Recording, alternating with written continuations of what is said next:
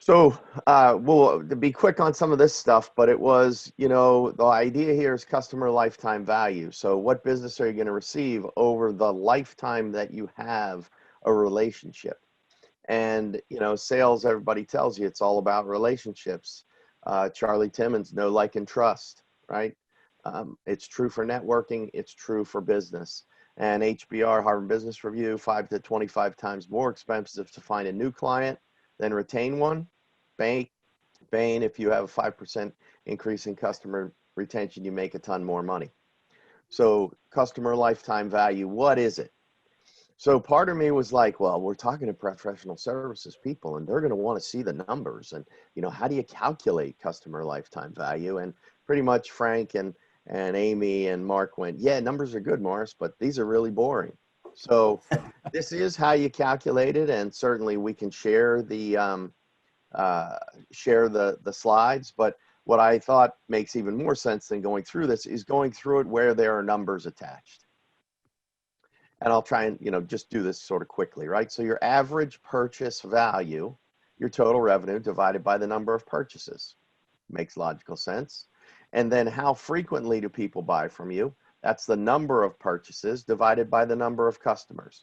So in my case, I kept it, sort of theoretically small, right? You're a professional services firm. You got $1 million in revenue over 20 clients. 20 clients, 20 purchases, 15 clients, 1.3. Now your customer value is 65,000. That average purchase divided by the frequency. And your customer lifetime span is, you sort of add up how long have you had every one of your clients. So I had a 3-year client, and then, they kind of overlapped, and I had 2 years here, and calendar year, maybe it was only 4 years, but that's 5 years. So you come up with that number, your sum of your customer years divided by your number of customers, and you get 1.5. So your customer lifetime value of $65,000 times 1.5 is 97.5. So pretty much, who cares, right? Morris, so far you've done some good math. I really appreciate that, but that's me actually. See, no. The point of customer lifetime value is just to understand that you are potentially leaving money on the table. You're underselling.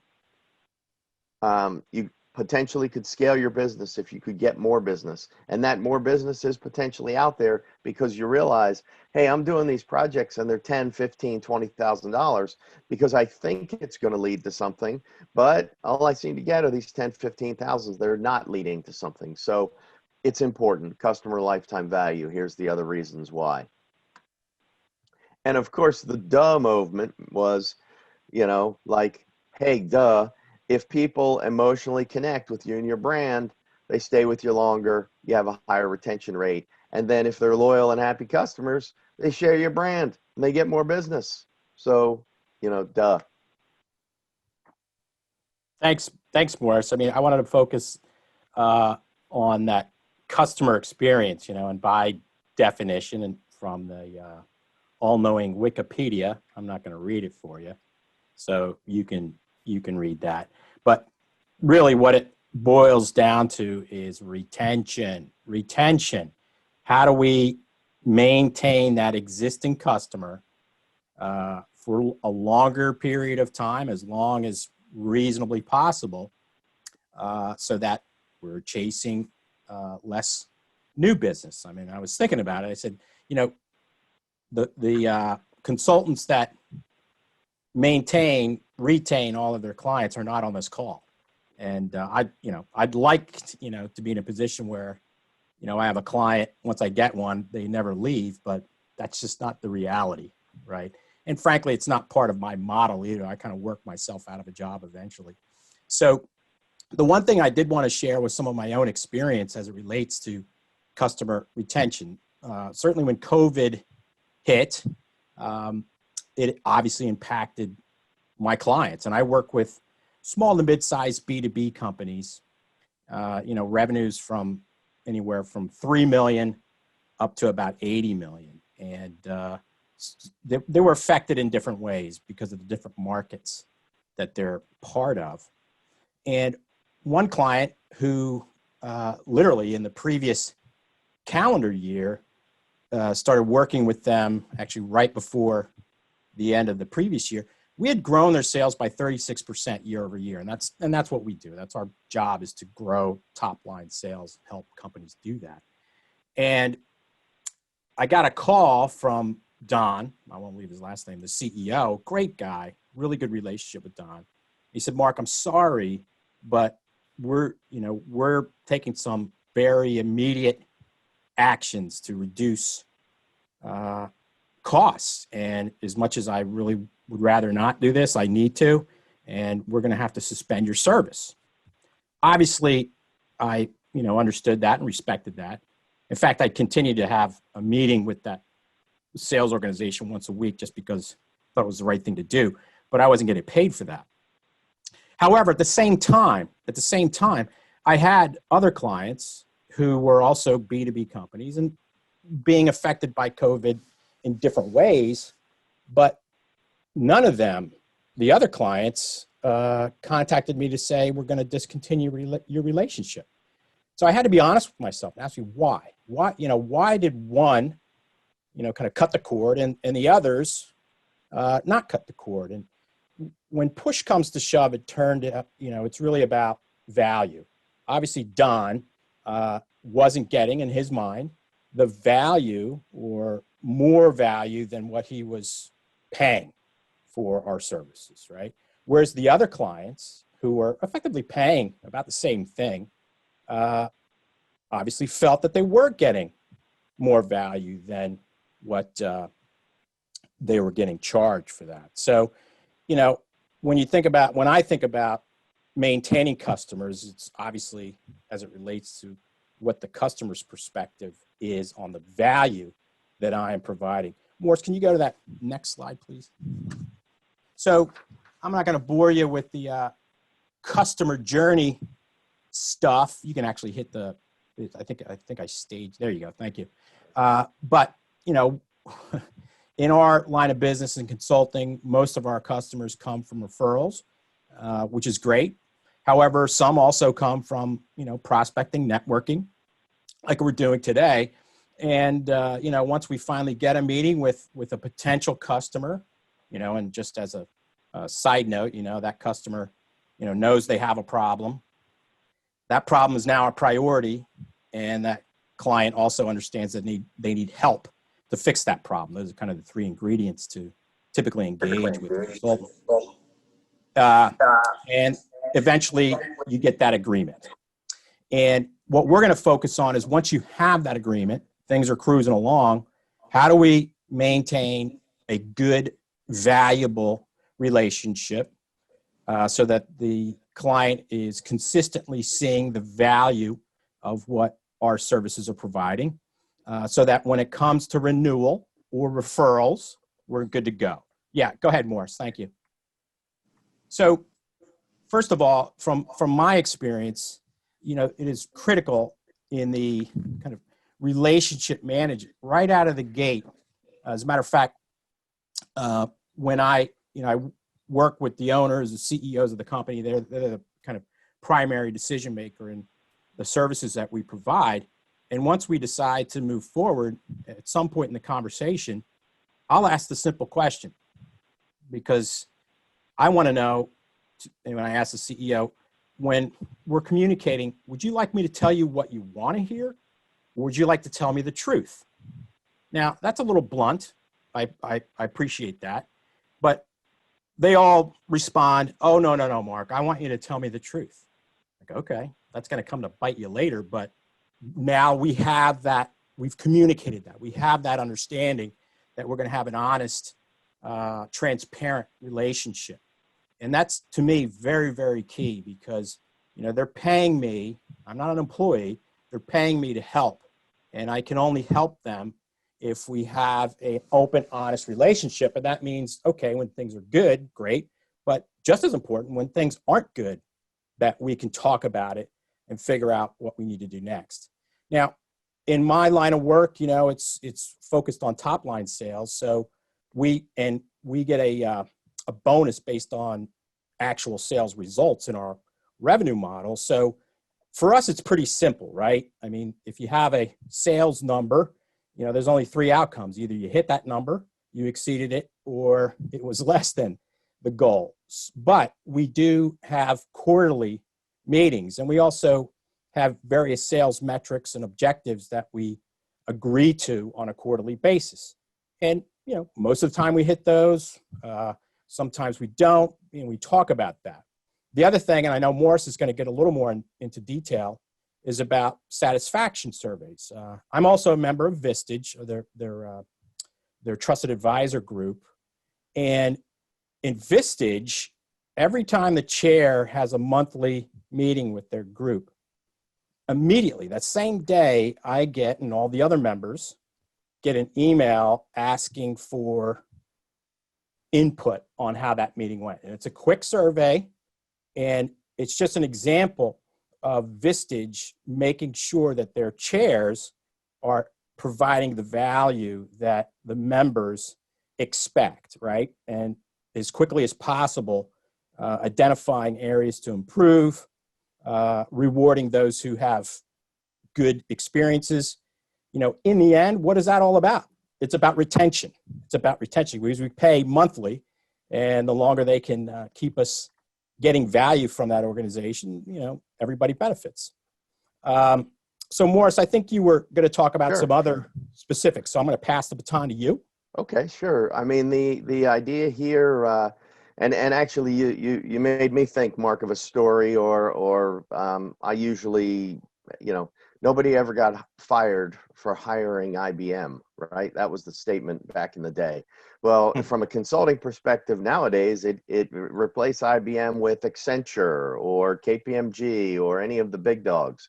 So if you're playing in a mid to large company space, you may be bumping into them because a lot of those companies are coming down and they're thinking, they can get business in that mid market. But the point is that they're the kings of that customer relationship management.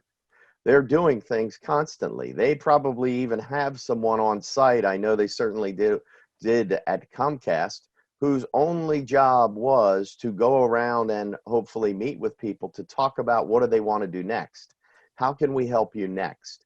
So this idea of relationship management is, send out some survey information. And there are a ton of tools around making it easy and quick and one click or multiple choice, doing it as an email, but then getting those results back in an aggregate form so that you can kind of, understand how am I doing across my clients, or how am I doing specifically with one. The other is obviously keep in touch with them. So providing educational materials, a new white paper or the 7 best ways to comb your hair, some sort of related topic.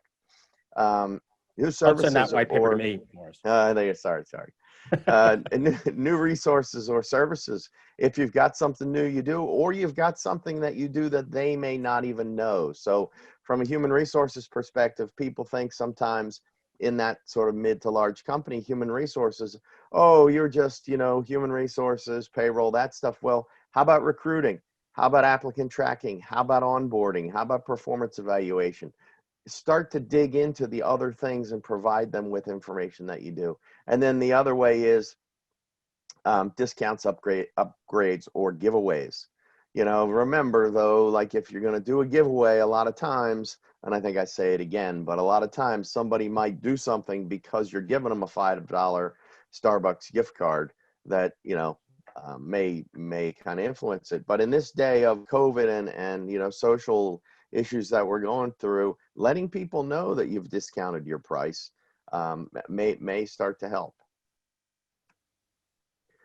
And very basic stuff, right? Because here you are, you got a customer, and how do you get feedback? Well, they're going to tell us or someone else. I think it said, so one of the things I read in preparation was that 4% of the people tell you that they're not satisfied. 4% of the unsatisfied crowd are going to tell you. 96% of them aren't going to say anything. But what they're going to say is they darn well are going to say something to their friends or their business associates, or I worked with that group and, it just didn't turn out. So they're going to tell us or they're going to tell someone else. And then the other way is ask them. So there's quarterly business reviews, or I think Frank has a great story around, being in front of the client and having conversation with them, asking them the basic questions of, is there one thing that we could do better while we're doing business that would make us more valuable? And or the last one, send them a survey, send them information on a regular basis. And so I'm not going to read all through these, but because this is kind of so important and we live in the modern world, the tech world, the email world, or the text world, what is a good survey? So, the reason to complete the survey seemed like a good one to me. We want to provide you with better service, or we recognize there's things that we're not doing as well as we could, and we want to improve. Tell them how long that survey. It's a 2-minute survey. This is not something that's going to take you 20 minutes. Don't send while the experience is still fresh. So as Mark said, that survey comes out immediately after the Vistage meeting. Brilliant. I mean, get it to them as soon as you can. That's something that with Beacon we've looked at and tried to see if our current service has the ability to send a survey, because again, that would be a great upgrade for, it's called yourmembership.com. They've captured everyone who's at the meeting, or at least everyone who registered for the meeting. So now click a button and send them a 3-question survey. It would be a great upgrade, and one that quite honestly, we don't think exists yet. But anyway, multiple choice, keep it simple, limit the choices. Thanks, Back Morris. to you. Yeah, thank you. And again, it really goes back to that initial relationship development and giving the client the permission in a professional way to tell you bad news. And, I really go out of my way to say, look, and again, professionally, I'm here to help you, right? It's my job to make you successful in what you've hired me to do. And I need your input. Which could be positive, could be negative. And it's okay, to tell me things that, you may not be comfortable or might be negative, because I'm going to ask you. I'm going to ask you those things, because I can't help you if I don't realize that, those things are outstanding. So again, that initial relationship kind of foundation is critical, and to maintain that with my clients. It's pretty intimate, and with what we do, we're engaged with our clients every week, so it's fairly ongoing. Now, in terms of staying engaged, all right, so you've done a good job and you're looking to renew that agreement.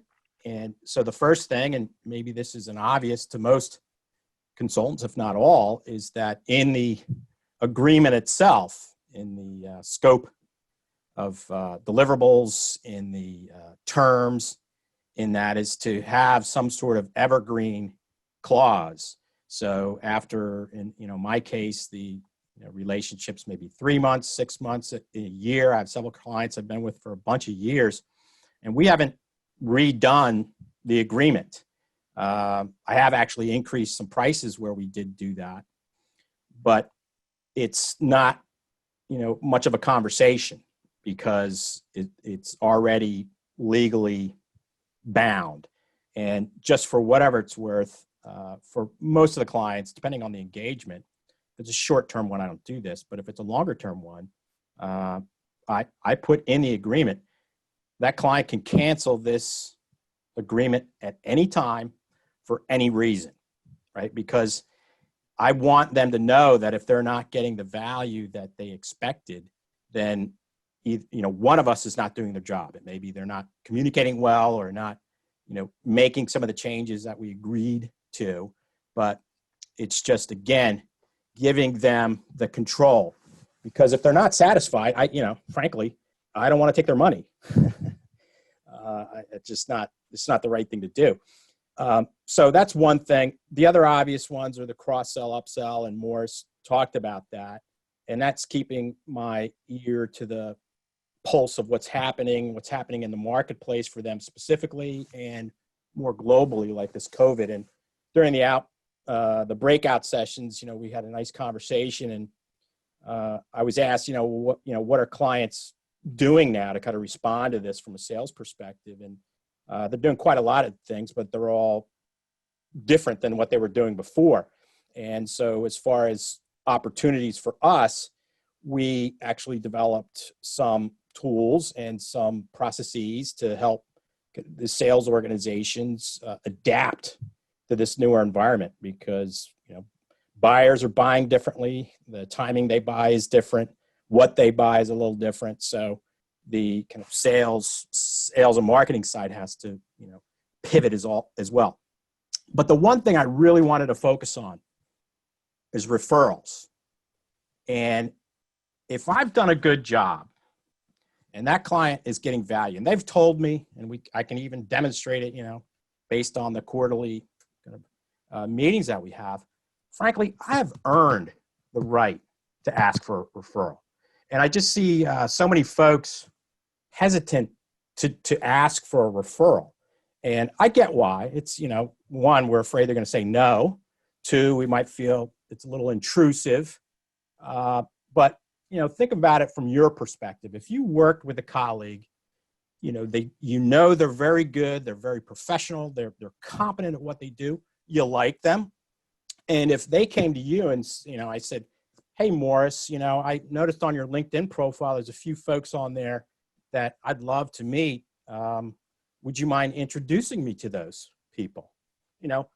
I'm sure Morris would be more than happy to do that. And that's the thing, when people come to me and ask for a referral, 99% of the time, I'm like, sure, I'd love to help you, right? Now, that's kind of the Beacon kind of philosophy too, and not everybody necessarily embodies that, but I have no problem. If I can help somebody who deserves it and I feel comfortable with it, absolutely. So, go to those clients and ask them now, and I can send some templates for you folks if you'd like to see it, of getting some introductions to other people. But the key thing is when they do agree, and you want to be very specific, like you would like to see these people, or ask them, could you introduce me to, always go with 3, because you might get 1, 3 colleagues that are in the same industry, or that that are business owners, for example. And if they say yes, which again, 9 times out of 10, they will, if you've done a good job, just say, look, I have a simple email template to make your life simple. I'll send it to you. You can copy and paste it. And obviously, if you want to change it or not use it, that's fine. But I'll tell you something, when we all have 1,000 things to do, and as much as we want to help other folks, it's just one more thing on that pile of to-dos. So if someone can make it easier for me to get a referral or communicate to a referral, it's great. And this little quick email says, hey, if it's to Amy, hello, Amy, I'd like to introduce you to a good friend and colleague, Morris Yankell, title, company, blah, blah, blah, blah. And then, Mark, I'd like, and then Amy, Morris, I'd like you to introduce you to Amy. Amy, blah, blah, blah, blah, blah, blah. And I hope the 2 of you can connect. And the key thing is that all 3 parties are copied, sent to and then copied, because if I was referring someone to Amy, because we have a professional relationship, she's very likely, out of respect for me, at least going to take Morris's first email or first call. Now, beyond that, it's up to Morris and Amy. I'm out of the picture. But by having all of those people copied on that, it's going to ensure that there's one response. And the other thing for the person's, Morris, who wanted to get that referral, he now knows if I, who was going to introduce them, have actually done it, right? Because he's copied. And oftentimes, you might take a week or 10 days and you don't see that email. All you got to do is send a quick email. Morris could send it. Hey, Mark, I know you're just crazy busy, but were you able to get that email out? And I'd be like, oh man, I forgot. Yeah, you're right. And include, again, that same template. Here's that template just in case. And that's usually it, and they'll do it, right? But that's just life. I mean, that's typically what happens. So again, I just want to reinforce how valuable referrals are, and to not, hesitate from asking for them if you believe you've earned them, right? And And be Mark, specific. Yeah. I'm sorry, So, man. I think the other side of the referral story is referrals on your website. So you get somebody who, is a great client, great customer. Ask them flat out, and while you are doing business with them, ask them while they're happy with the business, with the service that you're giving them. And even like Mark said, if they need prompting around, hey, here's a sample. Here's something about our relationship that I think was positive. You don't have to use it, but if you want, it helps them on the authorship. So then you get something that you could post on LinkedIn, or they could post, for you. You can get a recommendation on LinkedIn. There's a process. Or it's something that you can add testimonials or referrals on your own website. So I think no, it's a that's the good other point. side of referrals. It's really Yeah, good. yeah. And, the other side too, and again, this is very Beacon-esque, and it's great, is that if I have a client, they're actually down in Memphis, Tennessee, great people. We've done a really nice job. They're doing really well. And, but there's some issues at that company that are out of my wheelhouse. And because I have a relationship with the CEO and the COO, I've referred, a Beacon member to them for operational support, because it's a manufacturing environment. And they, the good news is that sales have increased. The bad news is that operations wasn't really prepared to handle that additional demand, and nonetheless. So, and the other thing, I also, with the CEO, again, great guy, but the typical entrepreneur, shiny thing, right? And he's built this business up to about $8 million a year, which is fantastic. They've been around now for 10 years. And from my perspective, and I tell them this, there's no reason why you shouldn't be a $20 million company. There's no reason. And however, we're acting like we're a $5 million company. So we need to act like a $20 million company, across the board. And so I referred another Beacon member as a executive coach, right? Mm-hmm. So, I'm trying to help my client. That's the main thing. I don't take any like fees, or I call them kickbacks, or, I'm happy to, if someone refers business and they want some sort of finder's fee, I'm happy to do that. It's the best check. But from my perspective, the true benefit of that is this going to help my client be more successful? That's the motivator. And obviously when I do that, yes, at some point I would expect that there'd be some sort of reciprocation, or at least that the folks that I do refer are now looking a little harder for opportunities, right? So Yeah, that's good.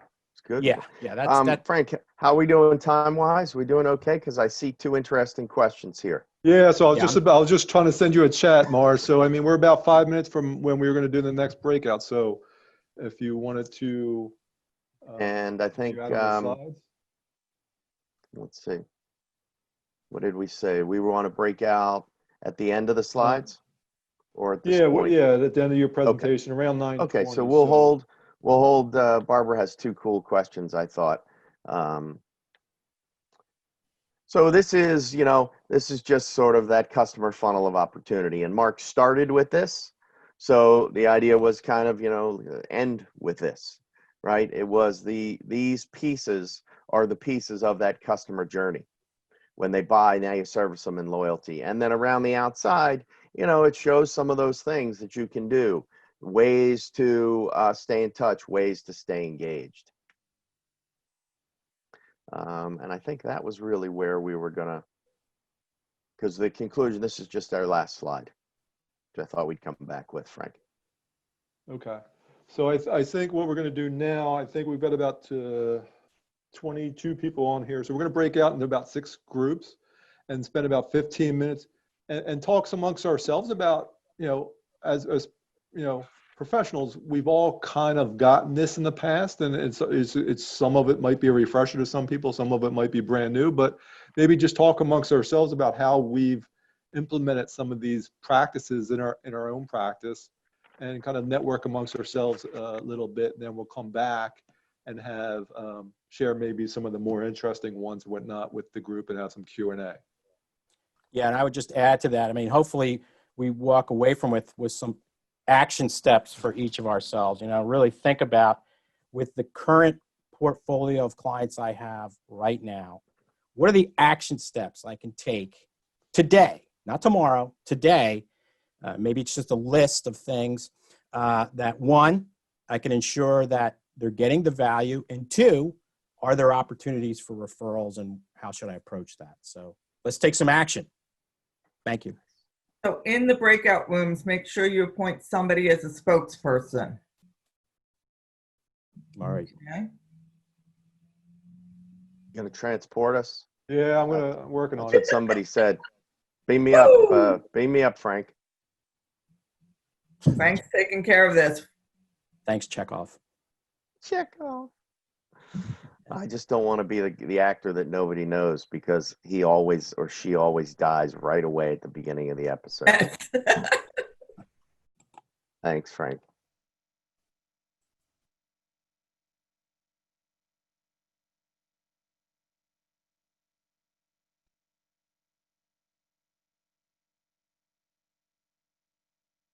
To finance. And when I was at the Waldorf Astoria, I used to get reamed about my cost being out of line. But when I got down in line to cook that meal, that was the farthest thing from my mind. I'll deal with that later. Right. So you need to work with these people to balance the art and the business. And getting a referral out of it's very challenging, because oftentimes the artist cannot step over that line. So you end up going as far as you can with them. And I've learned very difficult though to learn, was to divorce clients. If you're not the right type of client anymore, you don't meet our profile, then we walk away. If you're not going to accomplish the goal, because it's costs too much money. It's too much money for you to spend, and it's too much time on our part. Right. For us to sit there and try and hold your hand while you're not doing it. So the referral machine on the restaurant side is very difficult. Either it's very, very strong or it's not there. We find in the other business models, the referrals have been relatively good. We ask for referrals in our agreement that we send out with the contract. We give them an automatic out if they want, no reason needed, just you can leave mutually. And we also have a note in there that if you like our services, we would appreciate a referral or reference, and it's mutual. And we're Guy, that's real helpful. We're going to move on to the final section. So Frank. Yeah, so I think Your what we show. wanted to do in this final session is really leave it open for questions and answers for the whole group. I think some of the breakout rooms, I know mine, there's some questions that we kind of addressed, but I think maybe the broader audience would take them. And also just kind of share some of the the best practices that we kind of maybe just touched upon in the breakout rooms to share amongst the broader group. So it's really at this point open. Everybody's unmute yourself if you have a question, and really for the group to share best practices and discussions.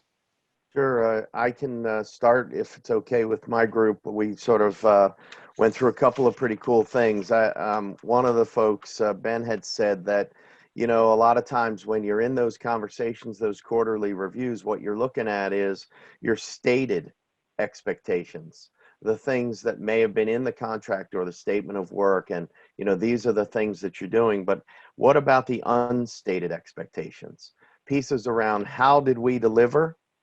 Did we blend with your team? Almost to the point of, did you like us? Being very important.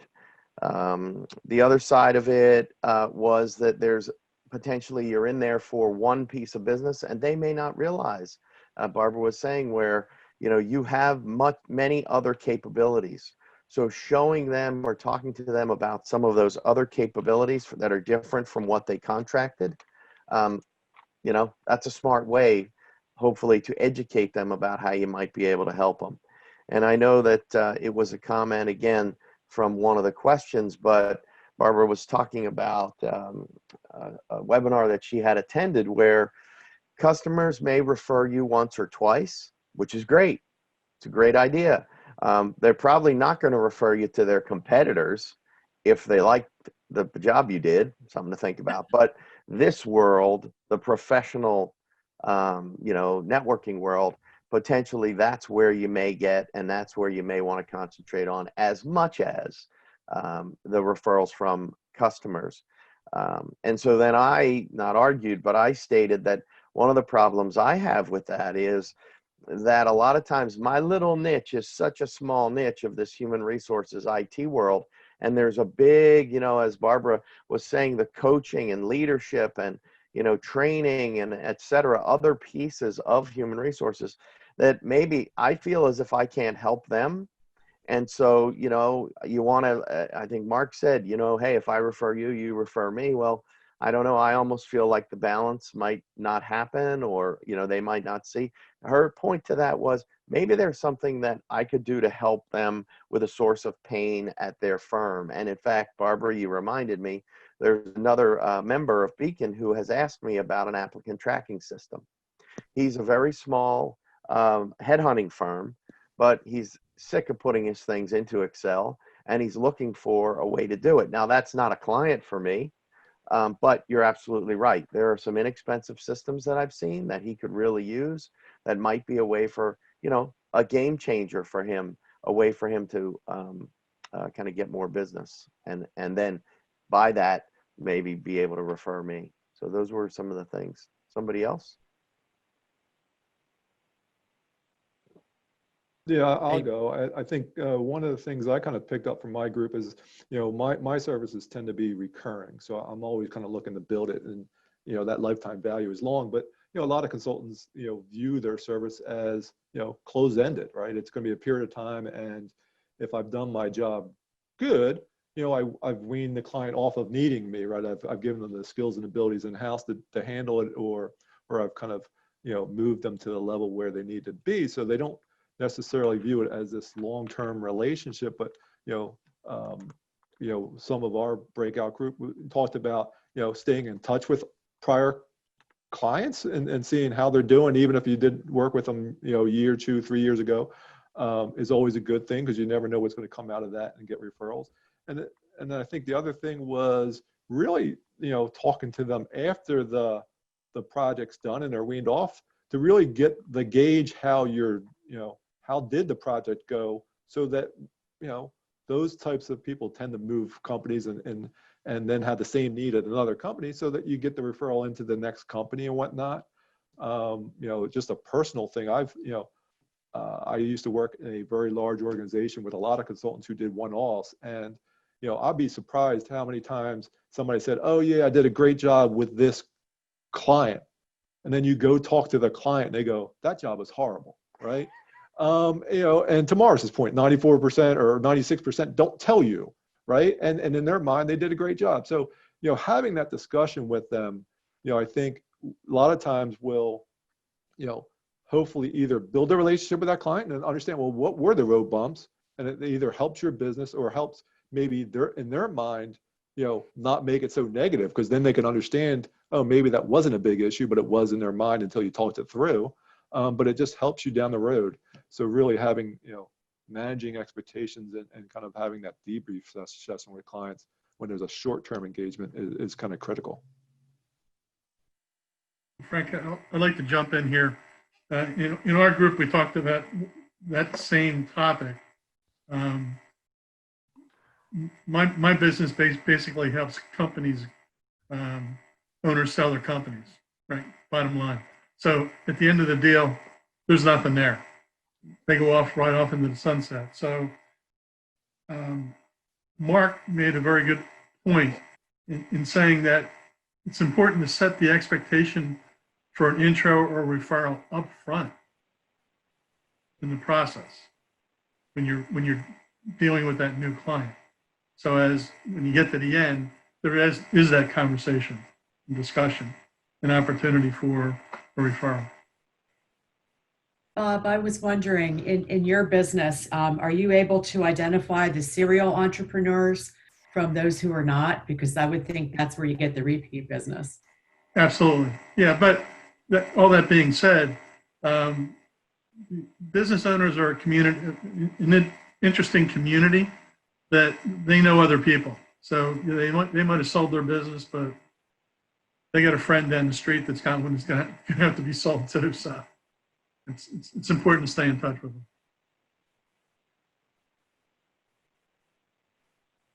I find in my business, we have a lot of communication throughout the engagement. And I try to get FaceTime if there's, a finance team. Obviously, I'm having FaceTime with them on a weekly basis, but with the executive team, across the different disciplines and how that touches into finance, trying to get that once a month or whatever is the correct repetition time. To have that FaceTime, and it allows you to build the relationship, to hone in, identify on what it is that keeps them up at night, and to help in figuring out what are good solutions that work across the business, and then selling that to that team. But without that interim communication, so I can generally get a barometer read from that. But what I learned today is that maybe I just need to ask the all-out question, hey, how am I doing? Rather than always pushing forward, but doing a little temperature check to see if I've actually hit the nail on the head, so to speak.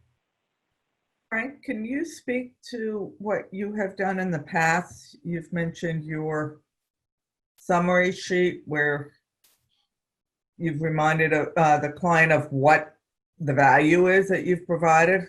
Because I always find that very interesting. Yeah, so I talked a little bit in my breakout group. I call what I do a value report. I bill my clients. It's like a monthly retainer. So I don't monthly, hey, I charge you 2 hours last month and here's a bill, and we haggle them out every month.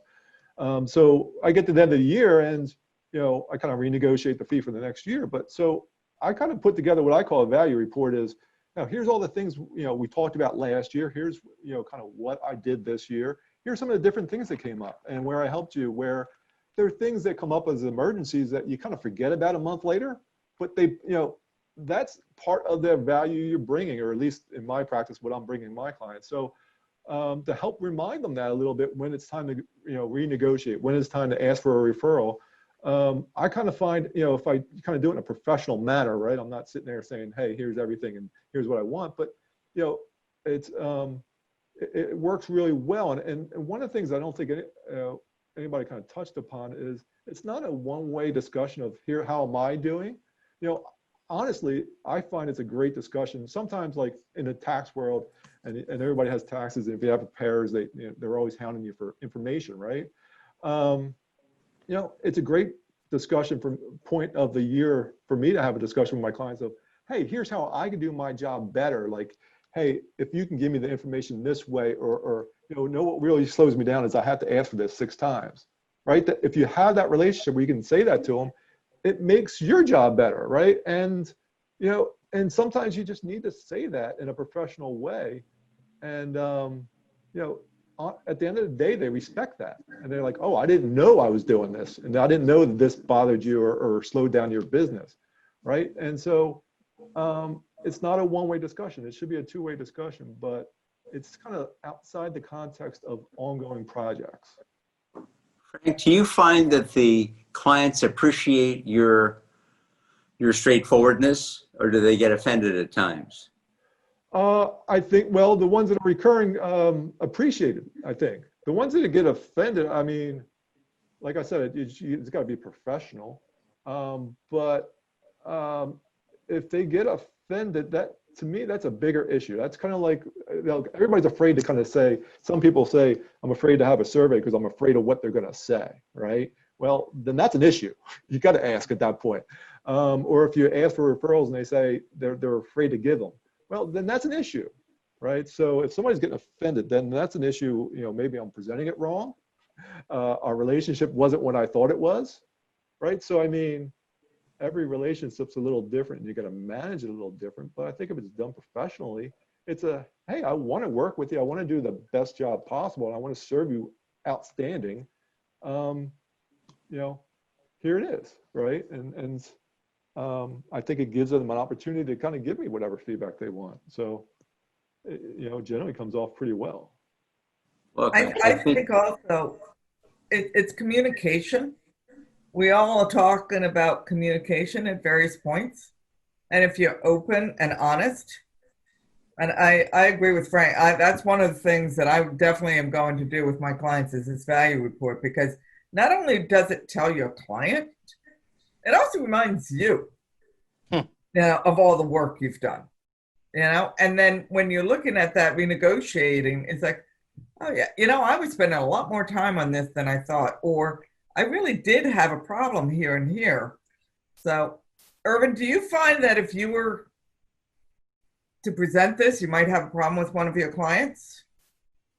Not at all. I actually find, since they know I want to be functioning as a fiduciary and I want to put their interests first, if I don't communicate and say, am I getting through? Are we presenting in a way that satisfies your needs? Then I'm not doing my job. And I think that they appreciate that. And candidly, if they don't, then I'm in the wrong relationship. Just to flip this around, right? Just to flip this around, I guess, you talk about lifetime value. It's so much about what's in it for me. What's in it? What's the customer for? Have we considered what's in it for the customer to have a lifetime relationship with us as providers? So this means, improving on our value offering, keeping up with the times, having a strong network that we can refer our clients to and continually building that network to adapt with the times. So I do think that, it really is, I see so many people, well, here's all I do. I just do this little one box. And if my client doesn't exactly want what's in that one box, then we don't have a relationship versus, no, I can actually help you with a lot of things. It may be me, or it could be Mark Kesti here, or it could be someone else who may be, but let me be that source of help to them. And that is, I think, a good two-way relationship, true lifetime value. One of the we have an interesting vendor relationship and or representative here, and I think that those kinds of companies, it's all about subscription. Jerry Hampton is with Prime Point, and that's a human resource, payroll, and other systems provider. Jerry, could I ask you to comment on how do you guys stay in touch with clients or build that client relationship? Yeah, we do a couple of things. Post implementation, there's always a survey that goes out how we do, what we could do better. One of the things that we've found much more effective, and I think this plays to AJ's point, is we have developed a user community that we put together, and I talked a little bit about this in our breakout room.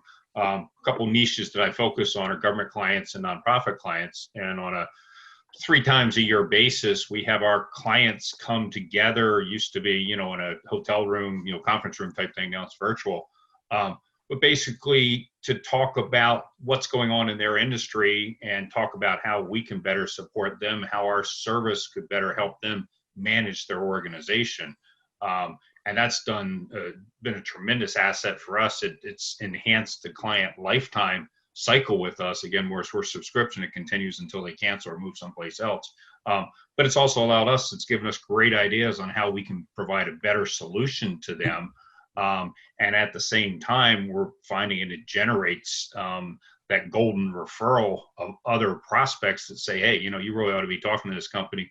They're not one of the big ones out there who don't listen. They actually take your feedback to heart and try to build that solution. So, that helps us stay in touch with our clients. And even those who don't attend these meetings, they get the email notifications that they're going on, and they get the opportunity to give us feedback for those meetings, that we get back to them on.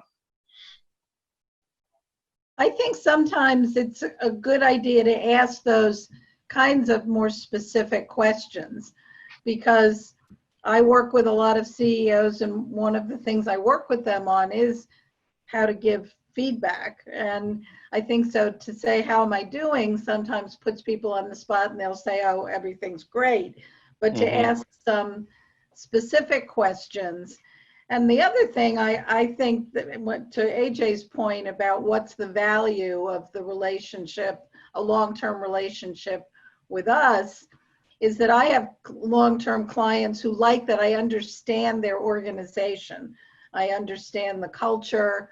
I know how to help them strengthen that culture. And if they are going to start over with somebody new, the learning curve is going to take time. So being able to weave that knowledge into ongoing conversations, I think is another way to demonstrate value that isn't necessarily just specifically the service you provide. Excellent. And I think just to, great conversation. According to my clock, we have 5 minutes left. I didn't want us to run over. I hope it's okay, Frank, to just sort of mention a few more slides. You guys, you as usual, beacon brilliance. The conclusions that we have here, obviously keeping a customer is much cheaper than finding a new one. The best relationships add value. Listen, talk, survey, reach out. That was the whole idea. And throughout the funnel, a lot of us in our group said, when a project ends, we don't communicate very well with them. Well, they are still a client. You've already done business with them. It's still smart to try and reach out to them. Mark, do you have anything to add to quick conclusion? I do not. Thank you for the opportunity. Sorry. And Thank you. good job. Cool. Again, Prime Point, Jerry, thank you very much. Marsh McClellan and Tryon is Andy. Not Andy. Anthony Carlozo. Great guy. Fred from Tombow on the call. Charlie, Focal Point, Penn State, Bailey, PMA. We really appreciate our sponsors. Beacon is the premier executive networking organization serving the Mid-Atlantic region. To learn more, go to beaconforlife.org.